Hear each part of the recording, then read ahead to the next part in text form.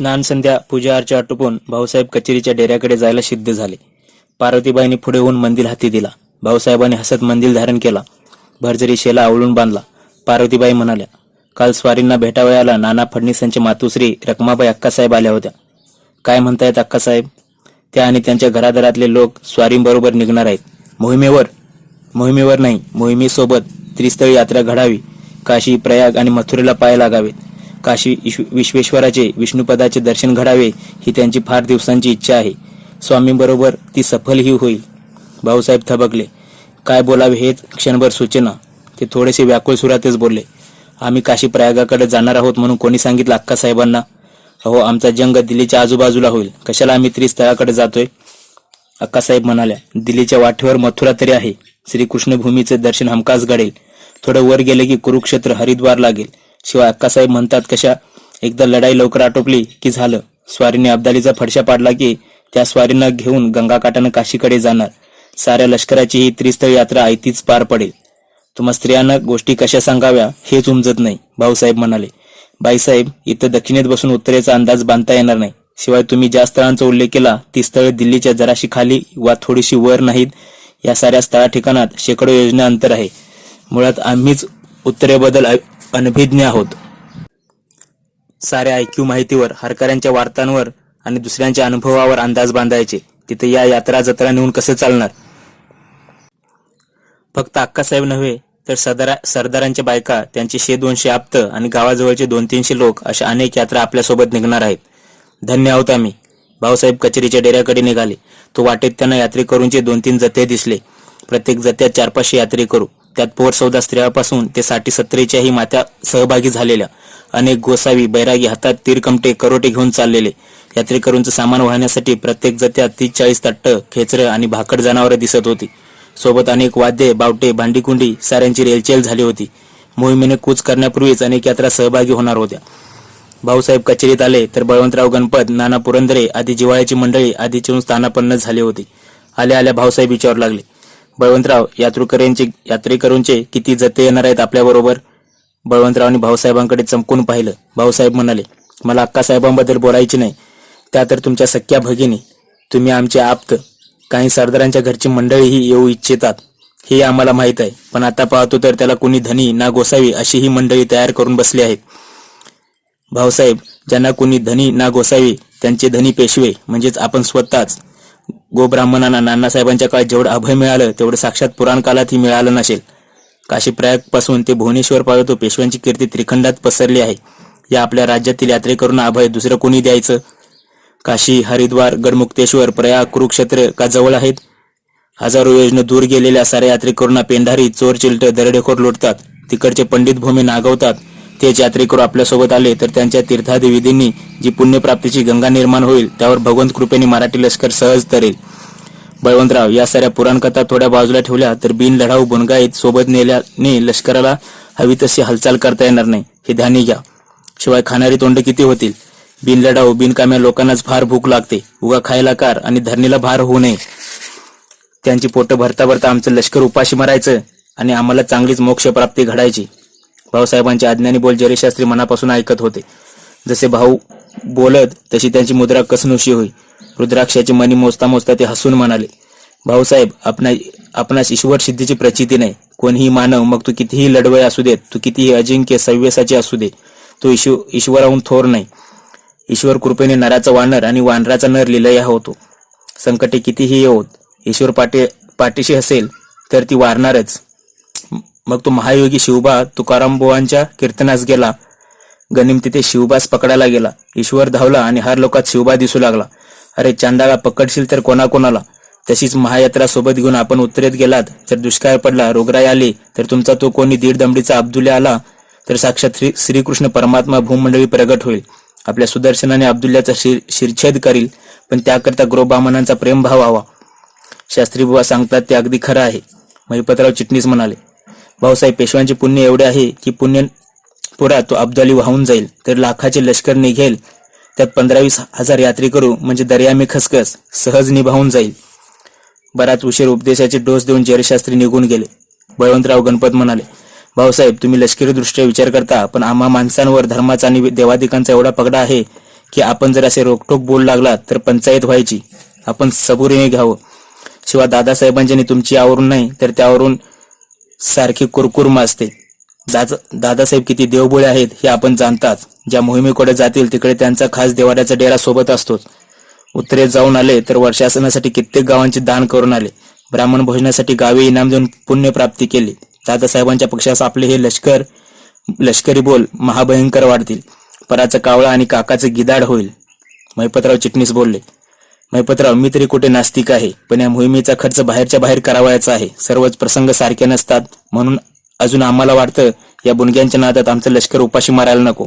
साराच अनर्थ ओढवेल अशानं.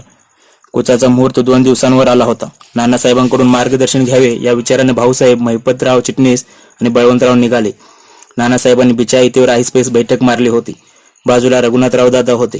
आजूबाजूला शास्त्री पंडितांचा एक घोळका बसून होता. उत्तर हिंदुस्थानी मोहिमेत लवकरात लवकर यशस्वी व्हावी याच विचाराने नानासाहेबांना घेरले होते. भाऊसाहेबांच्या मुजऱ्याला त्यांनी खुनीने प्रतिसाद दिला. पेशवे बापूंना काहीतरी सांगत होते. बापू रीतसर टिप्पणी घेत होते. हा सकाराम पंत, गोपाळ गोविंदरावांना लिहा. तुळजापूरला आई भवानीच्या दरबारात रात्रंदिवस नगारखाना चालू ठेवा. व्यवस्थेसाठी एक गाव लावून द्या. पंढरपुरी ही नगारा चालू ठेवून त्यासाठी ही सनद करावी. हरी दामोदरांना कळवा. परळी वैजनाथच्या मार्कंड तीर्थाची डागडुजी करा. तिथल्या उपाध्याची आणि अग्निहोत्रीची सोय लावा. निमगावच्या 4 देवतांच्या गाभाऱ्यात अहोरात्र नंदादीप तेवेल अशी व्यवस्था लावा. उबड आणि कुशर्तपण या गावाचं निम्म उत्पन्न गृह ब्राह्मणावर खर्ची टाका. सदाशिव पागास हुकूम करा. आंबेजोगाई दिवस 1000 रुपये उत्पन्नाचा गाव द्या. पूजेचा बंदोबस्त करून 25 ब्राह्मणांसाठी त्वरेनं अन्नछत्र सुरू करा. वरकड देवांनाही सरकारी खर्चाने नंदादीप लावा. त्यांना असंही कळवा की लोणार क्षेत्रास आणि टोके तीर्थास ब्राह्मणांच्या नावे वर्षासन करून गावांचा महसूल त्यात खर्ची घाला. त्र्यंबकेच्या मुकुंद तीर्थापासून सिंह तीर्थापर्यंत प्रदक्षिणेच्या रस्त्यावर दुतर्फा झाडे लावा. आपल्या मोहिमेस यशस्सिद्धी लाभावी म्हणून नानासाहेब देवा ब्राह्मणांना साकडे घालीत आहेत हे कळायला भाऊसाहेबांना उशीर लागला नाही. त्यांचं मन भरून आलं. नानासाहेबांच्या त्यांच्यावरील गाड्या प्रीतीची पुन्हा प्रचिती आली. नानासाहेब अनेक देवादिकांचे स्मरण करीत होते. आठवून बापूंना सांगत होते. हरी दामोदरांना असंही कळवा. भीमाशंकर क्षत्री केशवपंत पाटलांची मदत घेऊन 1,500 धर्मशाळा बांधा. नित्य 1-2 ब्राह्मण ठेवून भीमाशंकराच्या नैवेद्य पूजेची आणि नंदादीपाची व्यवस्था व्यवस्थित करा. त्र्यंबकराव मामांकरवी त्र्यंबकेश्वराच्या पूजेचा बंदोबस्त करा. आता पुण्याला नारो आप्पाजींना खलिता धाडून सांगा. पुण्याहून पाषाण, विठ्ठलवाडी, कात्रज, आळंदी ते थेऊरपर्यंत वाटेवर जागोजागी पिंपळाची झाडे लावा. एक झाड 50 हातांवर धरा. नारो आप्पाजी आणि शिवाजी पंतांनी स्वतः ही व्यवस्था बघायची आहे. पेशव्यांना हळूहळू कितीतरी देवतांची याद येत होती. कधी ते जुन्नर पुण्यापासून ते खानदेश, बालेघाट अशा दूरच्या भागात आमराई वाढवून लौकिक आणि पुण्य संपादन करा म्हणून सांगत होते. तर दुसऱ्याच क्षणी त्यांना भिंगारच्या शुलेश्वराची आठवण येत होती. या निमित्तानं तरी शुलेश्वराचं पाण्यात डुबलेलं देऊळ वर काढून बांधा म्हणून ते कळकळीनं कळवत होते. तर कित्येक गावातून सहस्र भोजन घाला. वर्षासनाची सोय लावा. जीर्णोद्धार करा म्हणून हुकूम सोडित होते. एकाएकी नानासाहेबांना कसलीची सय आली. त्यांची मुद्रा व्याकुळली. नेत्र पाणावले. जय व्यंकटेश म्हणून त्यांनी मनोभावे हात जोडले. आजूबाजूला बसलेल्या साऱ्या सरदार शिलेदारांकडे आणि शास्त्री पंडितांकडे बघून ते उंच आवाजात म्हणाले. शिंदखेड जवळच्या देऊळगावचं श्री व्यंकटेश म्हणजे महाजागृत देवस्थान. त्याच्या नावे आम्ही आताच पण करतो की भाऊसाहेब अगर मल्हारराव अगर कोणीही मराठा स्वार शिलेदार जेव्हा अब्दालीला कंठस्नान घालून फते होतील तेव्हा देऊळगावच्या व्यंकटेशास आम्ही 10,000 सुवर्ण मोहरांचं दान करू. सकाराम पंत तूर्त जालनापूरच्या कमावीसदाराला कळवा की व्यंकटेशाच्या सालीने 2,000चा खर्च करावा. नानासाहेबांनी देवदेवतांना घातलेले साकडे, गायलेल्या प्रार्थना ऐकून सारी बैठक हेलावून गेली. दासोपंत अग्निहोत्रीने तर आकाशाकडे तोंड करून मनोभावे हात जोडले. उपरणाने डोळे पुसले. ते भाऊसाहेबांना बोलले. भाऊराव, मनात कसलाही किंतु न बाळगता आपण मोहिमेवर निघावे. पेशव्यांनी तुम्हाला विजयदेवता प्रसन्न व्हावी म्हणून दक्षिणेतील देवांवर सेवाभावांचा इतका वर्षाव केला आहे की तो अब्दुल्ला त्या पुण्यपुरातून लेंडीसारखा वाहून जाईल. त्यातूनही तो पुन्हा अभावराव पाहिल तर त्यात जागच्या जागी भस्म होईल. चिंता न बाळगता निघावे. आता काळजी देवादिकांना, तुम्हाला नाही. तुम्ही लढावे अगर न लढावे यशस्वी तुमचीच. भाऊसाहेबांना खुल्या दिल्याने पेशव्यांशी बोलावायचे होते. यात्रादी कर्माच्या नादात युद्धकर्म विसरू नये अशी खुली विचारधारा प्रगट करायची होती. पण एकूण देवादिकांनी भरलेल्या मांगल्यपूर्ण वातावरणात त्यांच्या मनातले बोल विरून गेले. नानासाहेब म्हणाले, आमची गेल्या कित्येक वर्षाची तमन्ना आहे. काशी तीर्थ प्रयाग क्षेत्र आमच्या काबूत आलं पाहिजे. देवांचा मार्ग दानवांनी रोखला आहे. गजानना, तो सुदिन केव्हा यायचा जेव्हा मराठी माणसे निर्भयपणे त्या महाक्षेत्री जाऊ लागतील. तीर्थाधिकांबद्दल आमच्या दादासाहेबांचा भाव सरकारांच्या तोडीचा आहे, सकाराम बापू म्हणाले. दादासाहेबांनी 6 सालामागं कुरुक्षेत्र आणि प्रयाग पादाक्रांत केलं तेव्हा त्यांच्या भक्तिभावाची दुदुंबी आम हिंदुस्थानात वाजली. महाक्षेत्र हे जिंकायचा दादांचा मनसुबा होता. खरं आहे, आपल्या अनेक मुत्सद्यांनी यासाठी सरतीचे प्रयत्न केले आहेत. पेशवे बोलले, याआधी महाक्षेत्र काशी आम्हाला द्यावे असा सुलूक शिंदे होळकरांनी सुजाच्या बापाशी सपदर जंगाशी केला होता, पण सुलुकाचे शब्द साक्षात प्रगटले नाहीत. आता ही मोहिमेसंगे सहस्रावधी यात्रेकरू कूच होत आहेत असे आम्ही ऐकतो, रघुनाथ दादा म्हणाले. काय करतील बिचारे, आमच्या तीर्थक्षेत्रांना जायचं म्हणजे महदंतर बिकट वाटावळणे, विक्रार दऱ्याखोऱ्या मार्गात महानद्या, त्यात लुटारूंचा त्रास, बिन फौजपाट्याचा कोणी गरीब गेला तर भामट्याचं दर्शन नि नरकाची प्राप्ती. आता हेच पाहना, आमचे सातारकर जनार्दनपंत फडणीस परलोकी जाऊन 2-3 साले झाली. अक्कासाहेबांच्या मानी महाक्षेत्राची इच्छा असूनही जाता येईना. नानासाहेब सांगू लागले, भाऊसाहेब यात्रेकरूंना नीट सांभाळून न्या. आपलं राज्य म्हणजे दीनदुबळ्या भाविकांना अभय, देवाधर्माला पुनर्जीवन. आपली सत्कीर्ती ऐकून श्रावण मासी दक्षिणेस महाक्षेत्र काशी, द्रविड देश, तेलंग, कोकण, मैथिल ते अलवापासून दूरदूरचे ब्राह्मण, उत्तम शास्त्री, पंडित, दशग्रंथी येतात. श्रावण मासी दक्षिणेची मोठी अवई उठली की पर्वतीजवळ आम्हाला रमणा बांधावी लागली. विद्वान ब्राह्मणांच्या स्वागतासाठी तुम्ही आम्ही दादा वाड्यावर उभे राहतो. दानधर्माची, देवादिकांच्या सेवेची आपली महती मी तुम्हाला काय सांगावी. श्रावणात 18 लाखापर्यंत आपण दक्षिणा वाटली. त्याची वार्ता अखंड हिंदुस्थानात पसरली आहे. तेव्हा जे यात्रेकरू आपल्यासोबत निघालेत, मग ते श्रीमंत वा गरीब असोत, सर्वांना स्नेहभाव दाखवा. श्री गजानन कृपेने काही वाईट होणार नाही, यशसिद्धी नक्कीच लाभेल. फाल्गुन वद्य एकादशीचा दिवस उघडला. आज गुरुवार. शिवलिखिताचा मुहूर्त सायंकाळी होता. पाटणकर दीक्षितांनी महत्प्रयासाने कडनिकडीचा हा मुहूर्त शोधून काढला होता. तुर्तास दुसरा शुभ मुहूर्त नव्हता. आजच भाऊसाहेब हिंदुस्थानी रवाना होणार म्हणून काल रात्रीपासून भयंकर गडबड सुरू होती. रात्रीच दुकानदाराने आपल्या पालेकाट्या गुंडाळून ओझी बांधली होती. हुजरातीच्या दलाने कालपासून तलवारी, भाले, जमदाडे, परशू, तीर, कमान, ज्याला जी शस्त्र हवी ती ताब्यात घेतली होती. खाशांचे तंबू, डेरे, राहुट्या, पाले, बिचवाय असा सारा बाडबिस्तरा दुपार व्हायच्या आधीच बांधून झाला होता. दुपार टळायच्या आधीच पथकं आपापल्या जागी उभी राहू लागली. साऱ्यात धांदल हुजूरपागीची उडाली होती. हुजरातीचं लष्कर मध्यभागी उभं होतं. साऱ्यांच्या तोंडाला बिनीवाल्याचं पथक खडं होतं. कूच होण्यापूर्वी 1 रात्र आधी निघून पुढच्या मुक्कामाची जागा गाठायची, खाशांच्या डेऱ्याची जागा नक्की करून डेरेदंबू उभारायचे ही बिनीवाल्याची मुख्य कामगिरी. पण आज प्रथम लष्कर कूच होणार होतं. मुहूर्ताला हजर राहणंच भाग होतं. एकदा मुहूर्तानं लष्कर पुढे सरकलं की घाई गडबडीनं पुढे दौडायचं. पहिला मुक्काम शिंदखेडलाच होता. तिथे जाऊन लष्कराच्या तंबूची जागा नक्की करून भाऊसाहेब पोहोचेपर्यंत बिनीवाल्याला खासा डेरा उभा करायचा होता. म्हणूनच कधी एकदा मुहूर्ताचा वकट टळतोय याची तो वाट बघत होता. बिनीवाल्याच्या पाठीमागे आघाडीला सरदार दमाजी गायकवाडांचं दळ उभं होतं. कृष्णा भीमेपासून गुजरातपर्यंतचा मुलूक पायाखाली घालणारे गायकवाडांचं शाही दळ नव्या उन्मादानं फुरफुरत होतं. त्यांच्या बाजूलाच विठ्ठल शिवदेवांच्या लष्कराचे बेडे उखरले होते. साठी केव्हाच उलटलेल्या विठ्ठलराव विंचुरकरांनी हिंदुस्थानात बाजीरावांपासून अनेक मोहिमा पाहिल्या होत्या. पण का कोणास ठाऊक त्यांना ही मोहीम आगळी भासत होती. विठ्ठलरावांच्या दलाला झेंडेवाडी, सासवड, पुरंदरपासून ते नीरा, बारामतीपर्यंतच्या मुलखातले तसे तगडे जवान होते. तसेच अनेक लढाया अनुभवलेले खाष्ट म्हातारेही होते. त्यांच्या पाठीमागे 17-18 हजारांची पेशव्यांची हुजरातीची मुख्य फौज उभी होती. तिच्या मधोमध भरजरी पाकरा घातलेले खाशांचे 25-30 हत्ती झुलत होते. हत्तींच्या माथ्यावर चकचकीत ढाला बांधल्या होत्या. अंबाऱ्या रुपयाच्या होत्या. खवासखान्यात मुख्य सरदार मंडळी बसली होती. नांदायला जाणाऱ्या लेकीच्या पायी साखळ्या बांधाव्या तशा हत्तींच्या पायात सरदार मंडळींनी सोन्या चांदीचे मोठमोठे तोडे बांधले होते. काहींनी रंगवलेल्या हत्तींच्या अंगावर देवदेवतांची, पाना फुलांची चित्रे गोंदली होती.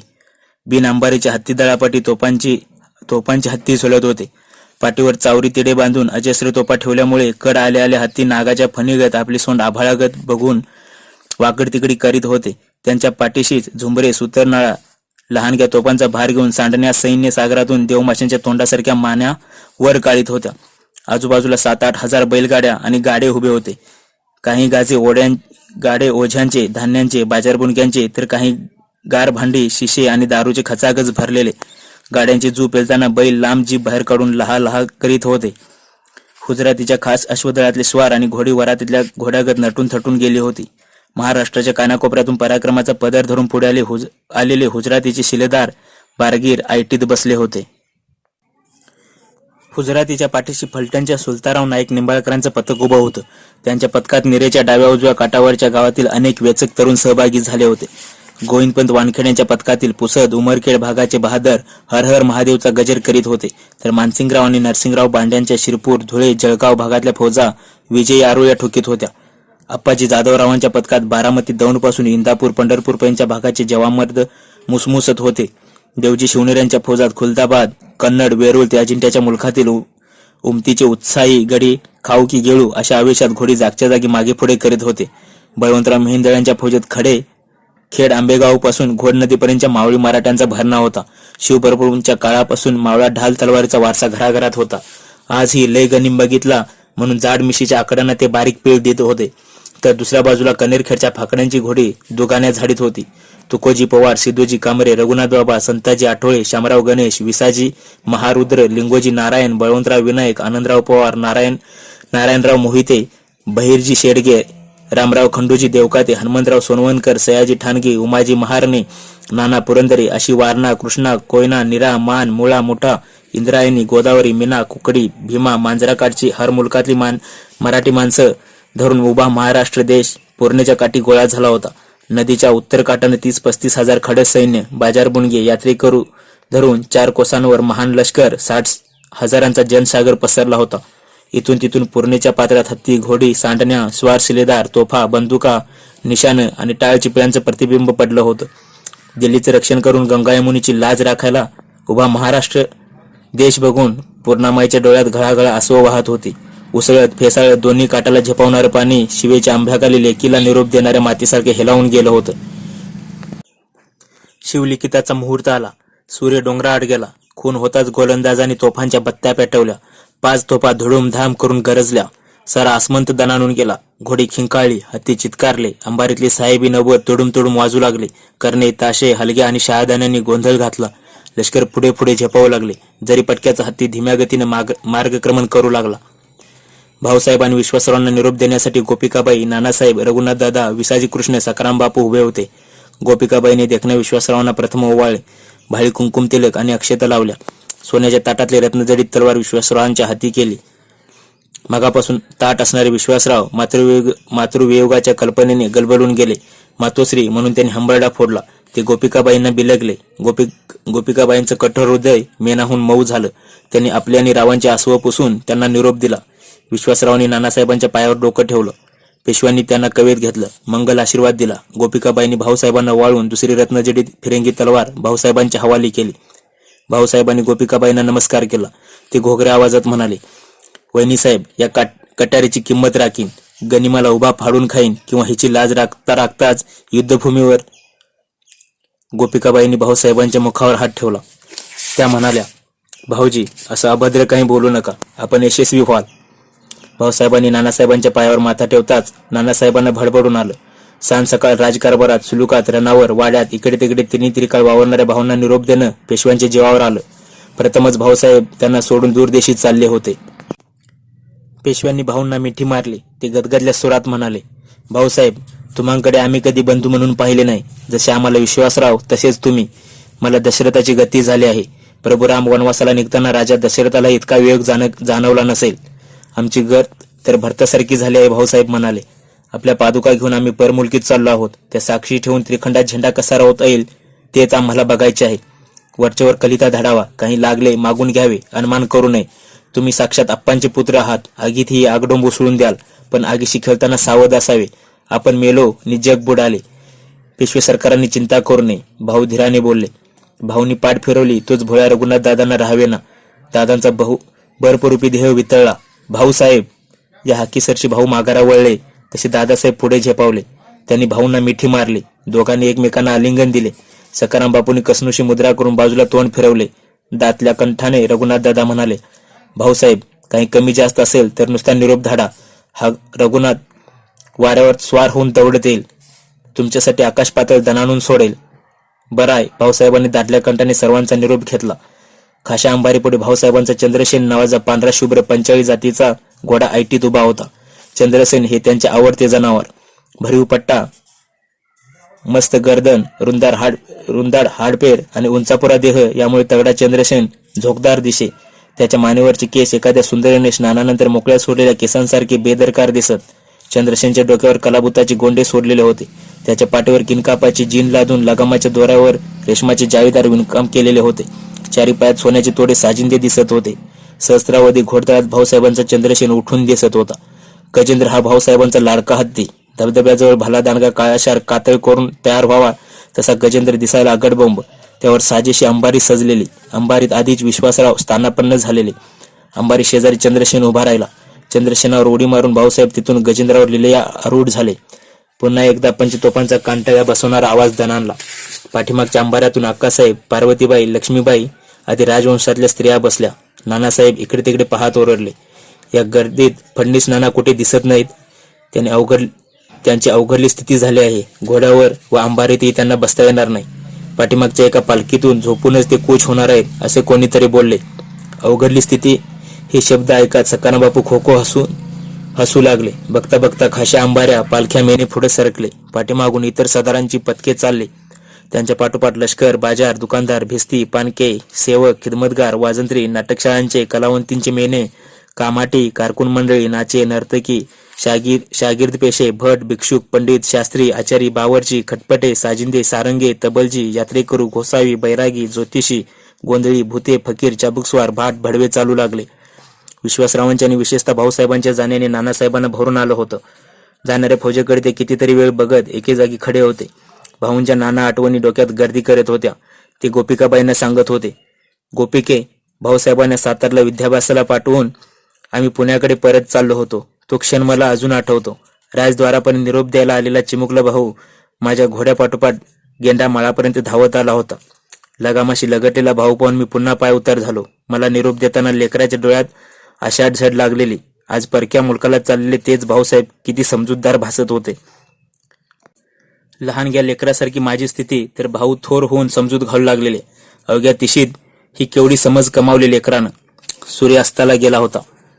डोंगराआडून त्याची सहस्रावधी किरणे पश्चिम क्षितिजावर फाकलेली, धरित्रीचा निरोप घेण्यासाठी पवित्र्यात असलेले त्या सांज किरण्याच्या प्रकाश घेरातून दूरवर गेलेल्या मराठी फौजातील निशाणं, बावटे, भाले, अंबाऱ्या, पताका अस्पष्ट दिसू लागलेल्या. मावळत्या सूर्यकिरणात नानासाहेब लष्करांकडे पुन्हा पुन्हा बघत होते.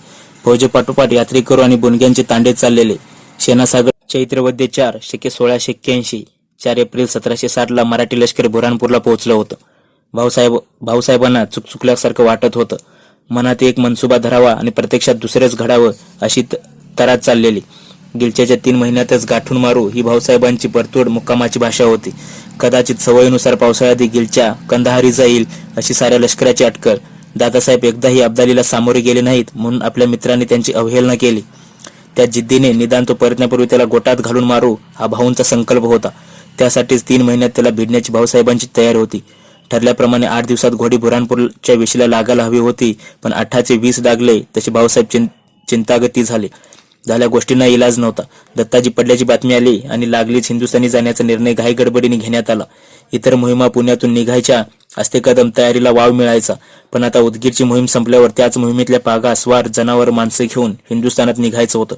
उदगीरीतले जखमी विकलांग सैनिक एका बाजूला करणं, लंगडी फेंगडी जखमी जनावर बाजूला काढणं, जादा नव्या दमाची पथकं, एकांडे जनावर बोलावणं, त्यांनी गावागावातून निघणं आणि सामील होणं यात अनेक दिवस चालले.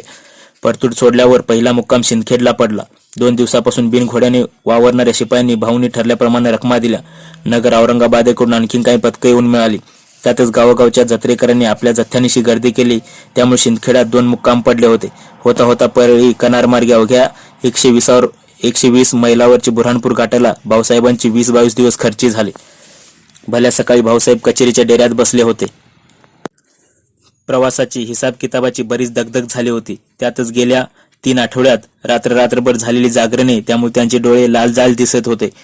भाऊंच्या रेट्याने बळवंतराव, गणपतराव आणि महिपतराव चिटणीसही दमल्या भागल्यासारखे दिसत होते. डेऱ्याच्या कोपऱ्यात आपण जाडजूड मिशांवरून मध्येच हात फिरवीत शमशेर बहादूर दारुगोळ्याचे हिशेब बघत होते. परक्या शत्रूला हातभार लावू नका, हिंदुस्थान अबाधित राखूया अशा आशयाचा खलिता भाऊसाहेबांनी माधवसिंगला स्वहस्ते लिहिला. काही राजपूत राण्यांना आणि आग्र्याकडच्या जमीनदारांनाही खलिते लिहिले. आपले असेल त्या सैन्यानिशी आम्हाला येऊन सामील व्हा अशी कळकळ शब्दात गुंपली. 8-10 खलिते खरडून झाल्यावरच त्यांनी बोरू बाजूला ठेवला. उपरण्याने कपाळावरचा घाम पुशीत ते म्हणाले, महिपतराव, माधवसिंगाचा खलिता लिहून पुरा झाला. बघूया राजपूत मंडळी काय करतात ते. बाकीच्यांना खलिते धाडत आहात ते फार चांगले, पण माधवसिंगाला त्याने तर अब्दालीला हिंदुस्थान भेटीचे आवाहन दिले. मराठ्यांविरोधी कारवाई केल्या असंच ना? हो. बघू, भाऊसाहेब हसून म्हणाले. जेवढे शक्य आहे तितके निकराचे यत्न करायचे, नाहीतर त्यांची बुद्धी त्यांच्या संगे. पण न जाणू एखाद्या वक्ताला वाल्याचा वाल्मिकी होऊ शकतो. गोविंदपंताकडून काही खबर? शमशेर बहादूर म्हणाले. अद्यापी नाही. एवढ्यात येणंही शक्य नाही.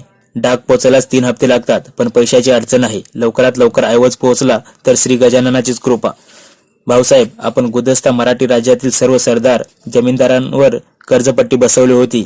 ती देण्याचं शिंदे होळकरांनीही मान्य केलं होतं. त्यातला काही ऐवज हाताशी लागला? बळवंतराव म्हणाले. त्या साऱ्याची अंमलबजावणी यंदाच करावायची होती. तोवर ही मोहीम आली. सारे अंमलदार पैसे चुकवण्यासाठी नाना सबबी सांगतात. पेशवाईचं कर्ज पर्वतीसारखं वाढत आहे. होळकरांचे गंगोबा तात्यां सुद्धा कळवतात, यंदा खर्चामुळे डोहात आहोत. पण डोहात खरे कोण याची गंगोबाला कुठली कल्पना? पण भाऊसाहेब, भरण्यासाठी चौथाईसाठी तुम्हीच तर ताळेबंद केले. लोकांच्या मागे लकडा लावला. महिपतराव म्हणाले. होय, आम्ही शनिवार वाड्यात फडाचे काम भक्कम केले. रामचंद्र बाबांचे मार्गदर्शन उपयोगी पडले. ताळेबंद, जमाबंदी, खर्चाचे वह्या, त्यासाठी कारकून, फडणीस सारी घडी बसवण्याचा कठोर यत्न केला. अंताजींना आणि लबाड हिंगण्यांनाही फटकारले. यामुळे तर हा भाऊसाहेब त्या चोरांना आणि त्यांच्या वाड्यातल्या इष्टमित्रांना, सगळ्या सोयऱ्यांना कडू लागतो. राज्य स्वसामर्थ्यावर उभं करायचं म्हणजे हे करायलाच हवं. मसलत सुरू असताना सेवक आताला सांगू लागला, अहमदनगरच्या किल्लेदारांकडून गाड्या आल्या आहेत. बाहेर खिदमतगार उभे आहेत. नारोबा बाबाजी नगरांकडून का? होय श्रीमंत, सोडून त्यांना आत नको, आम्हीच बाहेर येतो. चला शमशेर, बघूया किती दारुगोळा आला आहे तो. स्वतः भाऊसाहेब, शमशेर बहादूर, महिपतराव, बळवंतराव कचेरीच्या ढेऱ्याबाहेर आले. खिदमतगाराबरोबर भाऊसाहेब लष्कराच्या बाजारातून छावणी बाहेर आले. सुमारे 350 बैलगाड्या उभ्या होत्या. रात्रभराच्या प्रवासाने बैल भेंडाळलेले दिसत होते. डोंगरदऱ्या, वाटा, आडवाटा तुडवून तुडवून त्यांच्या तोंडाचा पेस आटला होता. जनावर टांगणीला लागू नयेत म्हणून भाऊसाहेबांनी दारुगोळ्याची त्वरित मोजदाद करा असं महिपतराव आणि नाना फडणीसांना बजावलं. नारोबा बाबाजीने दारुगोळा काळजीने धाडला होता. वरून पावसाचा, दहीवराचा त्रास होऊ नये, एखाद्या वेळी दारू सादळू नये म्हणून प्रत्येक गाडीवर साठ्यावर ताळपत्र्या, कनातीची कापडं, अगर मोकळी चांबडी पांघरली होती. चिटणीसांनी दारुगोळ्याची मोजदाद सुरू केली. 8 खंडी शिशे आणि 40 खंडी दारू येऊन पोहोचले होते. 99,000 गारभांडी छेरे पोहोचले होते. हिशेबाचा कागद बघत भाऊसाहेब म्हणाले, महिपतराव, मोठे तोपगोळे फक्त 8,000, किमान 19,000ची आवश्यकता आहे.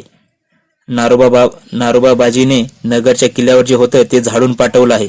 याआधी पुण्याला काही तोपगोळे शिल्लक असतील तर धाडा म्हणून खलिता रवाना झाला आहे. बुरानपूरच्या ठाणेदाराकडे सुद्धा काही गोळे लाभतील. तोफांना बत्त्या देण्यासाठी किमान 2,000 फिरंगी रजमी कागद पाहिजे होता. नुसते 65 रजमी पावले. बरोबर आहे भाऊसाहेब, याचा जारीनं तलास केला पाहिजे. ठीक आहे महिपतराव, भाऊसाहेब बोलले. पुरेशी दारू अजून प्राप्त झाली नसली तरी ही सुरुवात काही वाईट नाही. दारुगोळ्याची चर्चा चालली असतानाच किल्लेदाराचा दरकदार सामोरा आला आणि मुजरा करून म्हणाला, सरकार, या 750 बैलांपैकी 250 बैल नगराहून भाड्याने आणलेत. बैल नगरच्या वाण्यांचेच आहेत. इथून ते माघार आणतो असं वचन दिल्यावरच वाण्यांनी बैल दिलेत. यापुढची सोय सरकारातून व्हावी. ऐकलं चिटणीस? भाऊसाहेब म्हणाले. आजच्या आज आजूबाजूच्या खेड्यापाड्यात माणसं धाडा. कमीत कमी 400-500 बैल खरेदी करा. तोपा ओढायला यापुढे अधिक बैल हवेत. वाटेत आता विंध्य 7 पुढ्याच्या चढ्या रांगा आडव्या येतील. ज्या तोपेला 125 बैल लागतात तिथे 200 बेगमी व्हायची नाही. इथे 4 रोजात जेवढे बैल खरेदी करायचे तेवढे करा. थंडी वाऱ्यात रोगराईत बरीच जनावरं गुदरतील. त्याची आतापासूनच व्यवस्था व्हावी. बुंदेलखंडात सुद्धा चांगले 2-3 हजार खोंड तयार ठेवा. असा खलिता आजच गोविंदपंतांना धाडा. बुरानपूरच्या 2-3 मुक्कामात भाऊसाहेबांनी बरीच तयारी करून घ्यायची होती. परतुडाहून त्यांचे घाई गडबडीने पाय बाहेर पडले होते. आता तरी उरल्या गोष्टींची उस्तवारी लावायला हवी होती. भाऊसाहेब घोड्यावरून साऱ्या लष्कराची पाहणी करीत होते. लष्कराच्या एका अंगाला मानाजी पायगुडे जीन दुरुस्तीची व्यवस्था बघत होते. फाटक्या तुटक्या जीन खोगिरी उसकटून 500-700 चांबार उघड्या मैदानात बसले होते. जीन खोगिरीला टाकादोरा द्यायचा. जिथं कातडं राट असेल तिथं तेल पाणी द्यायचं काम सुरू होतं. काही चांबार रापीनं करा कातडं चिरून त्यावर खोगीर बनवित होते. भाऊसाहेबांच्या येण्याबरोबर कारागीर मुजऱ्यासाठी झटकन उठू लागले. तोच भाऊसाहेबांनी उठू नका, चालू दे असा इशारा केला. दुसऱ्या बाजूला शिकलगारांचे 10-12 भाते पेटले होते. भात्यांच्या लालीलाल तोंडात शिकलगार कोळसा टाकून आग भडकावित होते. फुललेल्या आगीत काळ कपेटलेले शिकलगार तलवारी भाल्यांची पाती सडकून भाजत होते. वडार शिकलगार हत्यारं शेवटून देत होते. हर एक भात्यापुढे मराठी राऊतांनी गर्दी केली होती. अब्दालीला पाणी पाजण्याआधी तलवारींना पाणी देणं आवश्यक होतं. तिसऱ्या बाजूकडे गार्द्यांचे तंबू पडले होते. पुढच्या मैदानात कंबर मोडलेल्या तोफगाड्या गाडे इब्राहिम खान गार्दी स्वतः नजरेखाली घालून दुरुस्त करून घेत होते. बाजूलाच लक्ष्मणराव पानसे आपलेही तोफगाडे दुरुस्त करीत होते. इब्राहिमचे काही तेलंगे तोपची तोफांना तेलपाणी करीत होते, तर काही लोहारांना पोलादाच्या कांबी गोलाकार वाकून तापून ठोकून चाकाबरोबर आवळून बसवित होते. सुतार मंडळी गाड्यांची मोडकी बावकाड आणि जुवांची सांधणी करीत होते. भाऊसाहेबांचा चंद्रसेन दिसतात इब्राहिम खानाने लवून सलाम केला. खान साहेब, जंगाची तयारी कशी चालली आहे? भाऊसाहेबांनी विचारलं. तोफा आणि दारू सज्ज आहे, आता नुसते गिलचे दाखवा, भाजून काढतो, इब्राहिम बोलला. शमशेर, खान साहेबांना काही कमी जास्त लागत असेल तर चौकशी करून या, भाऊसाहेब बोलले. भाऊसाहेबांचा बेडा पुढे गेला. इब्राहिम खानाने शमशेर बहाद्दारला डेऱ्यात बोलावलं. थंडाई झाली. इब्राहिम शमशेरकडे एकटक बघत होता. राट गाले आणि दाट मिशांचे लांब सडक आकडे, मजबूत आडवा बांधा आणि तीक्ष्ण डोळे. त्यातच शमशेर हसून म्हणाले, खान साहेब, आवर्तीकडे बघितल्यासारखे काय करता? आवर्तीकडे नाही राव साहेब, मैं जवा मर्द शेर बाजीराव का बछडा देख रहा हूं. बचपनामध्ये ज्या बाजीरावाचं नाव ऐकल्यावर भान हरपायचं, त्याच्या पोहराचा चेहरा जरा निरखू द्या तरी. काय बघणार आहात माझ्यात? मैं तो ना घर का ना घाट का, ना हिंदू ना मुसलमान, विषण्णपणे शमशेर बोलले. इन्सान तो है सही, इब्राहिम म्हणाले. शमशेर, तुमची स्थिती कस्तुरी सारखी आहे. तुम्हाला तुमच्या उरातला गंध माहीत नाही. हिंदुस्थानची लावण्यवती मस्तानी आणि दख्खनचा शूर जवामर्द बाजीराव पेशवा, सौंदर्य आणि शौर्य यांच्या मिलापातून शमशेर तुमचा जन्म झाला, याचा तुम्हाला नाज वाटला पाहिजे. खान साहेब, या हिंदुस्थानात सुखाने जगायचं असेल तर माणसांवर जातीचा शिक्का पाहिजे. बिना साखळीचा कुत्ता आणि बिना जातीचा आदमी, दोघांचे हाल बराबर. शमशेरजी, असे कडू शब्द आपल्या मुखाला शोभा देत नाहीत. पेशव्यांच्या शनिवार वाड्यात आपली खूप चांगली इज्जत राखली जाते, असे ऐकून होतो आम्ही. खान साहेब, ही इज्जत इब्रत आता आली. उगाच कधी कधी मी कोणाला वाटेवरचा काटा भासलो होतो, तोच मी कालांतरानं सराटा नसून बुरजावरचा पहारेकरी आहे हे पूर्ण कळल्यावरच ही इज्जत वगैरे फुजूल गोष्टी लाभल्या. तुम्ही मगाशी शौर्य आणि सौंदर्याचा उल्लेख केलात. खरा आहे खान साहेब. शौर्याला सौंदर्य भाळलं. बाजीरावाच्या भेटीला मस्तान आली ती त्याची झाली, पण सदानकदा वाड्यामध्ये येऊनी चटकीन म्हणूनच माझ्या आईची संभावना झाली. आम्हाला वेगळ्या महालात राहावं लागलं. 2 वर्षाची माझी उमर होती तेव्हा उंबऱ्यावर चौकी पहारे बसले. माझ्या पित्याच्या दर्शनासाठी माता तडफडायची. जशी पाण्याबाहेर मासळी, तिला रणरणत्या उन्हातले वाळूचे कड सोसावे लागले.